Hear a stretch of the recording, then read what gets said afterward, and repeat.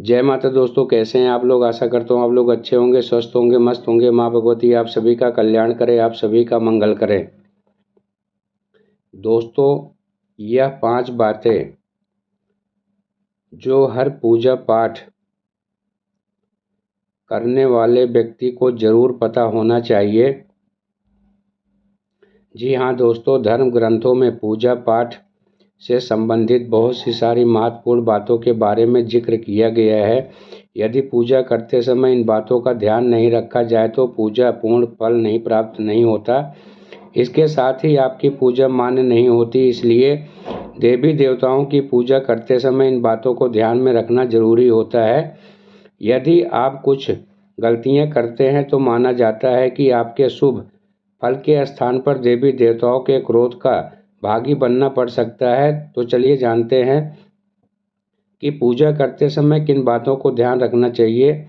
लेकिन उससे पहले अगर आप भी चाहते हैं कि माता रानी का आशीर्वाद आप सभी पर बना रहे तो इस चैनल को सब्सक्राइब करें, वीडियो को लाइक करें और कमेंट बॉक्स में दिल से जय माँ लक्ष्मी ज़रूर लिखें।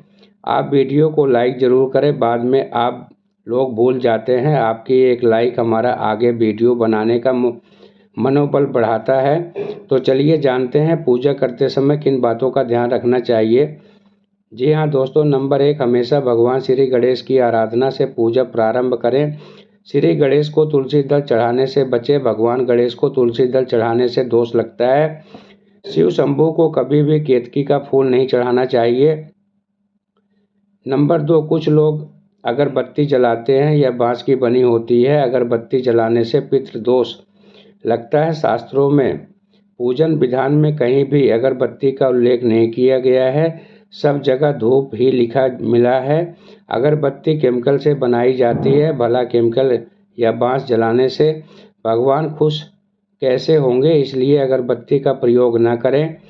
नंबर 3, देवी देवताओं का तिलक हमेशा अनामिका उंगली से करना चाहिए। यदि अपने शुद्ध घी का दीपक जलाया है तो उसे बाएं ओर रखें। तेल के दीपक को दाएं ओर रखें।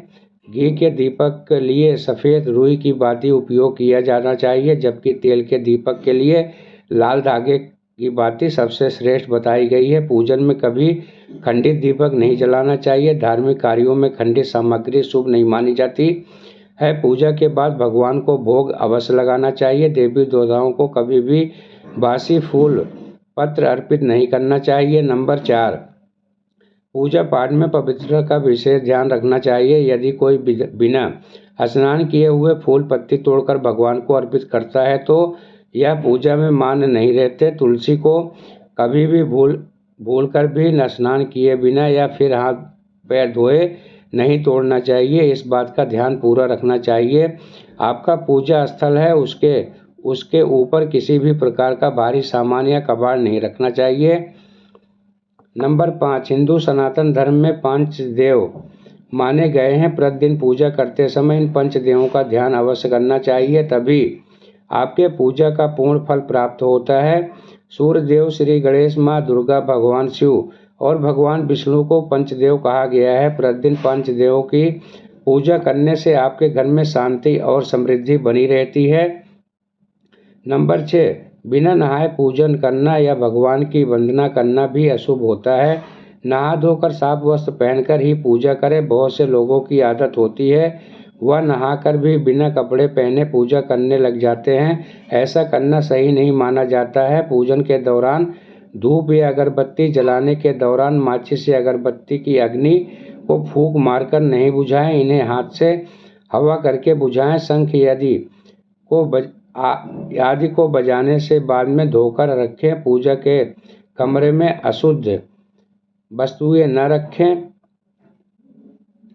नंबर 7, जब भी आप पूजा कर रहे हो तो ध्यान में रखें कि आपका मुख पश्चिम दिशा की ओर हो और मंदिर या भगवान का मुख पूर्व दिशा की ओर होना चाहिए।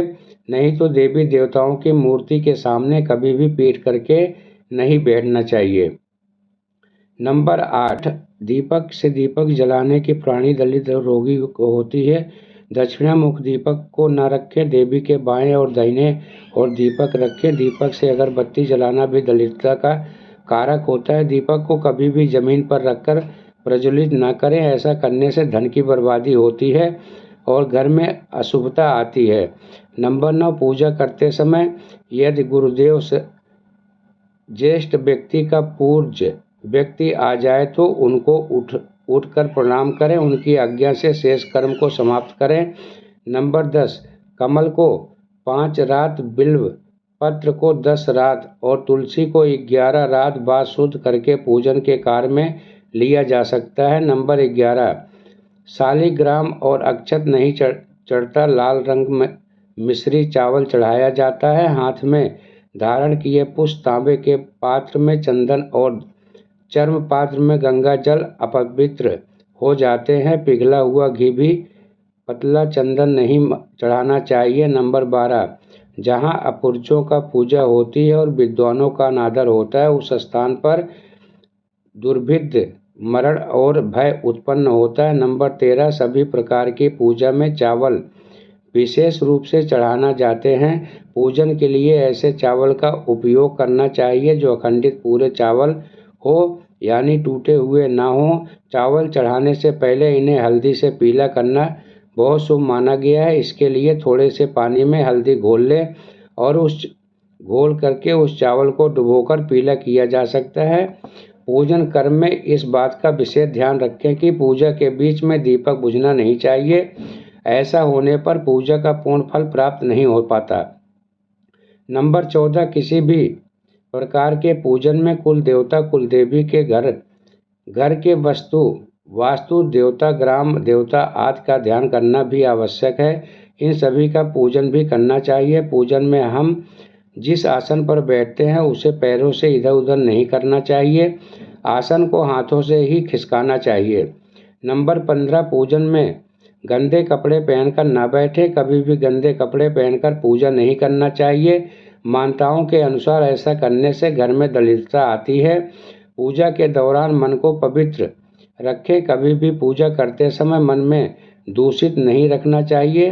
कहा जाता है कि पूजा के दौरान मन में बुरे ख्याल रखने से पूजा का फल प्राप्त नहीं होता और पूजा में इस्तेमाल किए गए फूल अगर सूख जाए तो उन्हें कभी भी फेंके नहीं। सूखे हुए फूलों को किसी पवित्र नदी में प्रवाहित कर दें।